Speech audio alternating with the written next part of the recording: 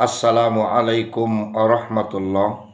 সুপ্রিয় মুমিন মুসলমান, সারা বাংলাদেশে যত বড় বড় শিক্ষা প্রতিষ্ঠান, সুশিক্ষিত মানুষের অবস্থান, বিশ্ববরেণ্য শিক্ষক মণ্ডলী দ্বারা পরিচালিত যে সমস্ত বিদ্যালয়, বিদ্যাপীঠ, উচ্চশিক্ষার শেখর যেখান থেকে সারা দেশকে আলোকিত করছে, এত শিক্ষিত একটি দেশে মূর্খতার শিক্ষায় আজকে মানুষ ঈমান হারাচ্ছে। কাদের কাছে কিসের দায়িত্ব? আজকে যাদের বিদ্যা নাই, ইলেম নাই, দক্ষতা নাই, যোগ্যতা নাই, একতরফা একপেশি কিছুক্ষণের জন্য সময় ব্যয় করে এসেই বিশাল সুশিক্ষিত মর্যাদার পরিচয় দিচ্ছে।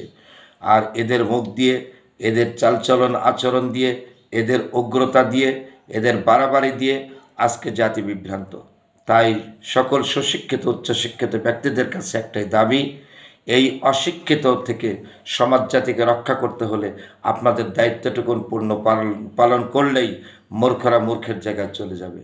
তাই আসুন আমরা আজকের সমাজ, আজকের দেশ, আজকের মান ইজ্জত সম্মান, আজকের দিন ইসলাম, আজকের ইমান আকিদা রক্ষায় আমরা একটু ভূমিকা পালন করি, তাহলেই আমাদের আগামী জীবন সুখময় হবে। আল্লাহ যেন আমাদের সকলের কবুল করে নেন, আমিন।